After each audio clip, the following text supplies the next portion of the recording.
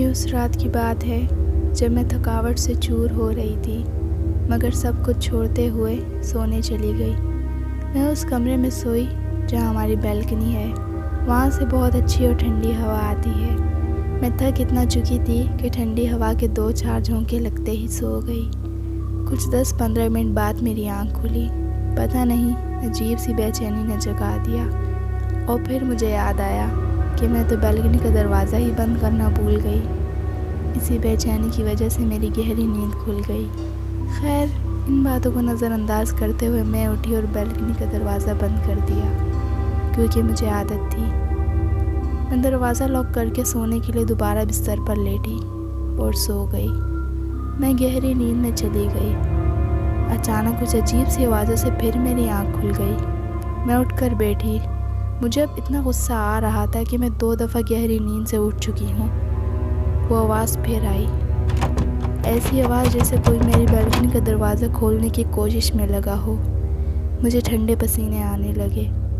मैं दिल ही दिल में ख़ुद को दिलासा दे रही थी कि कुछ नहीं है, मगर वो आवाज़ बढ़ती जा रही थी और मेरा दिल इतनी तेज़ धड़क रहा था, मुझे समझ नहीं आ रहा था कि क्या करूं।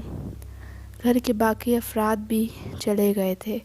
वो किसी रिश्तेदार के यहाँ रुक गए थे और मैं अपने इम्तिहानों की तैयारी के लिए घर पर रुक गई थी। मेरी घबराहट कम नहीं हो रही थी। मैंने हिम्मत की और उठी और पूछा, कौन है वहाँ? मुझे कोई जवाब नहीं मिला। मैंने फिर पूछा, वहाँ कौन है? मुझे फिर कोई जवाब नहीं मिला। खौफ के मारे मेरे हाथ पैर कांप रहे थे। मैंने फिर हिम्मत की और खिड़की का पर्दा खोल कर देखा। मैंने जो देखा वो देखते ही मैं वहीं सुन्न हो गई। एक आदमी पूरे काले लिबास में अजीब सी बड़ी लाल आंखों के साथ मेरी तरफ देख रहा था और छुरा लिए खड़ा था। उसकी पलकें एक पल के लिए भी नहीं झपकी और मेरी खिड़की खोलते ही मुझे ही हूर रहा था।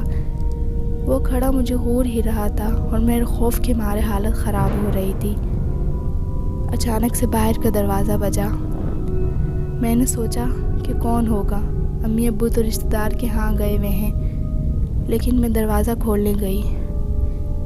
फिर मैंने देखा कि मेरे वालिद साहब दरवाज़े के ऊपर आए हैं। वो आवाज़ सुनते ही मेरे दिल को सुकून मिला। मेरे अब्बू ने कहा, घबराई हुई क्यों हो? मैंने कहा, अब्बू हमारे कमरे में कुछ है, वो बैल्कनी में कोई आदमी है। मेरे अब्बू गया और बैल्कनी में देखा तो वहाँ कोई नहीं था।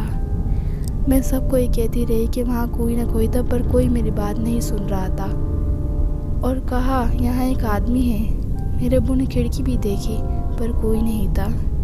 मेरी बात पर कोई यकीन करने को तैयार ही नहीं था। सब कह रहे थे कि आपका वहम होगा, पर ऐसा नहीं था।